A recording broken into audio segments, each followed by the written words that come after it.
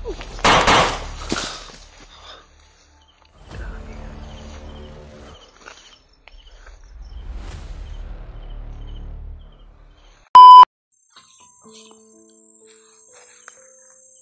tol, magandang gabi sa ating lahat mga tol.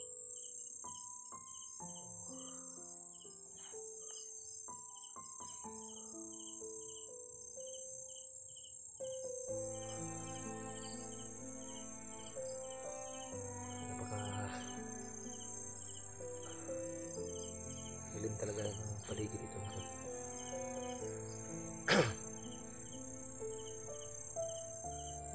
So, kanina pa ako naglalakbay mga tol,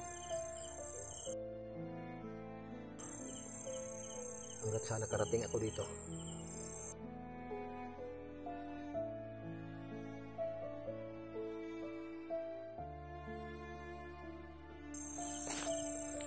Nakahanap rin ako ng pwede kong mapagpahinga.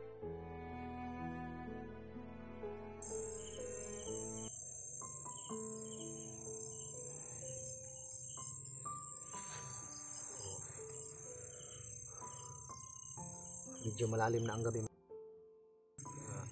Alas 11 na ang gabi ngayon mga tol.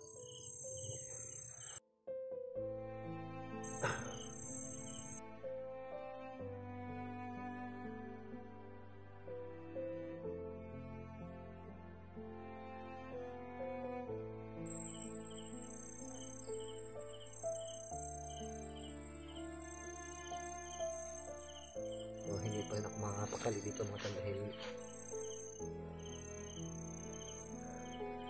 hindi natin alam kung anong masasagupan natin yung gabing ito mga tol. So, buti na lang ay maganda yung panahon, hindi umuulan.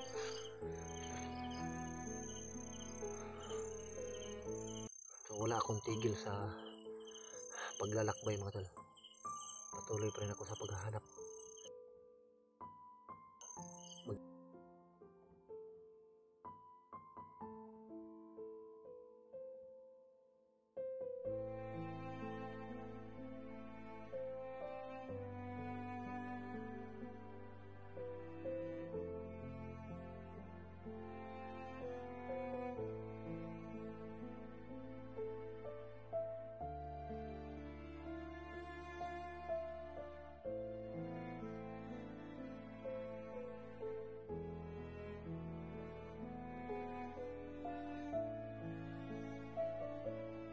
Dito muna ako magpapahinga mga tol.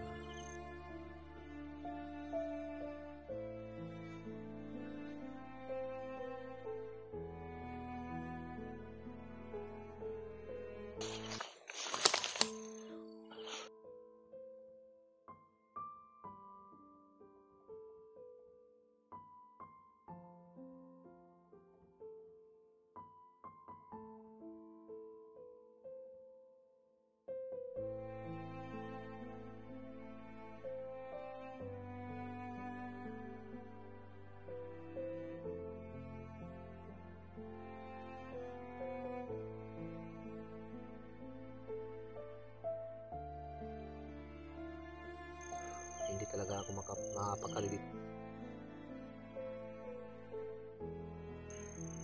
Napakadelikado area ito napasok ko.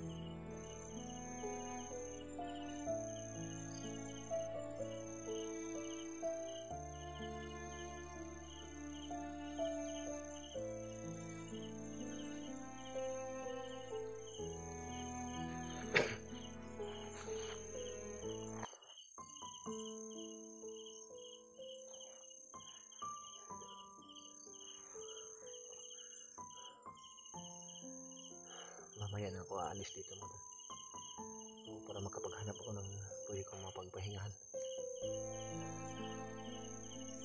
Kailangan ko munang magpahinga ng pansamantala dahil sobrang pagod na yung katawan ko sa paglalakbay mo doon. Halos wala akong pahinga sa paglalakad mo doon. Nanganganib na talaga yung buhay ng mag-ina ko.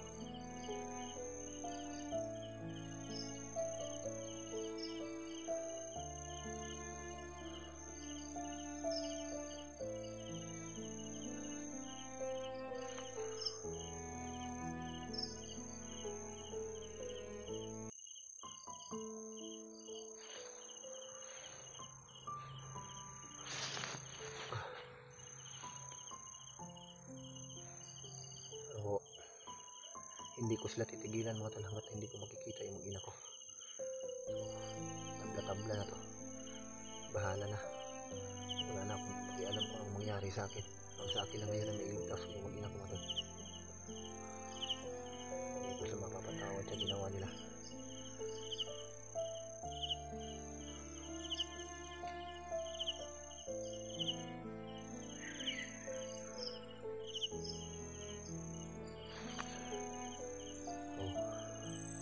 Kahit gabi na tuloy pa rin ako sa paglalakbay.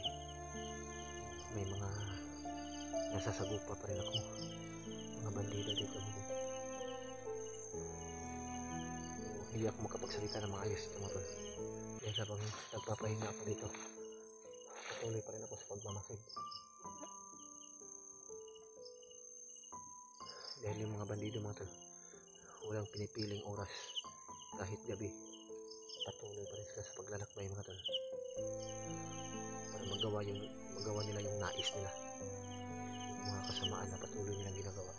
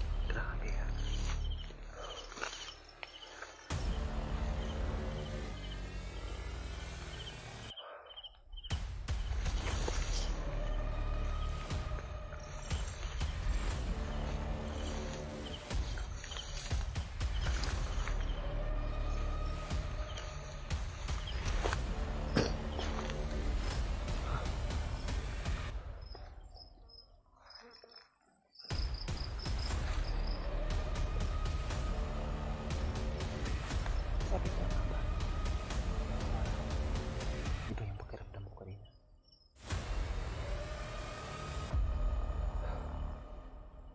May mga bandido pala dito mga tol.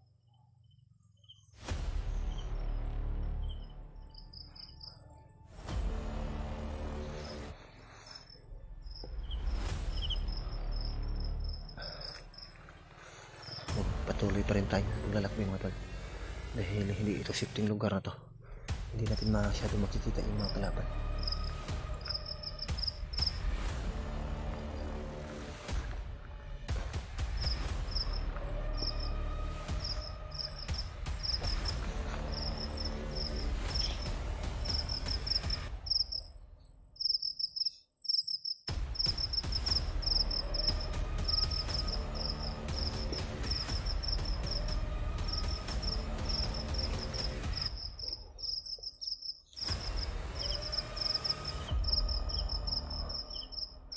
sana makaalis ako sa areang ito mga tol.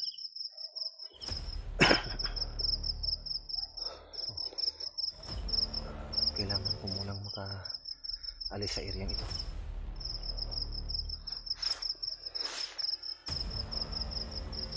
Kailangan ko makarating doon sa bayan mga tol. Dahil nanginginig na yung laman ko sa sobrang gutom mga tol. Kailangan ko munang makakuha ng at makabili ng pagkain. At sobrang gutom na yung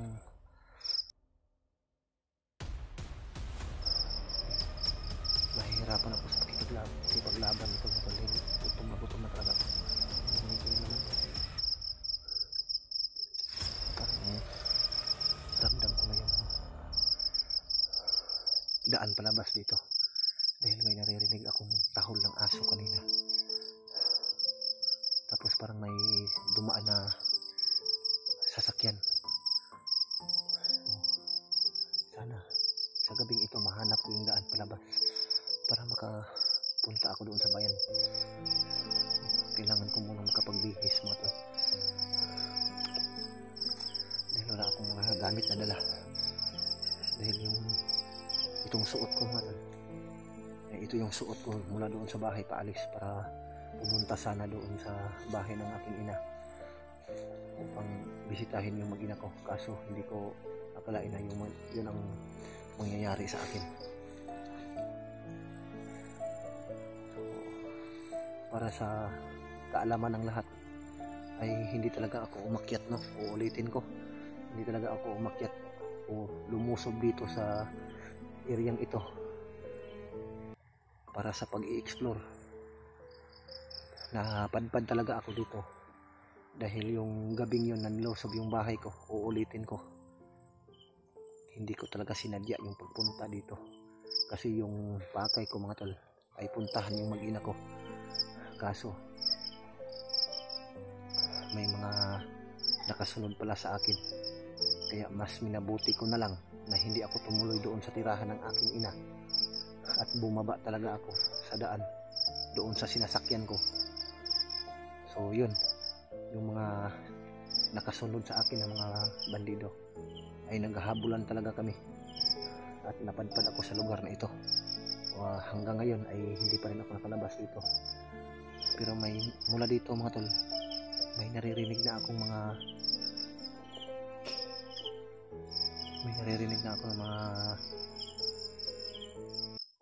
tinig ng mga motor. So malapit na siguro ako sa daan mga tol. Sana makalabas muna ako ito pansamantala, so para makapagbili muna ako ng pagkain at makabihis ako. Sobrang pagod na talaga yung katawan ko mga tol. Nanginginig na talaga yung laman ko sa sobrang gutom.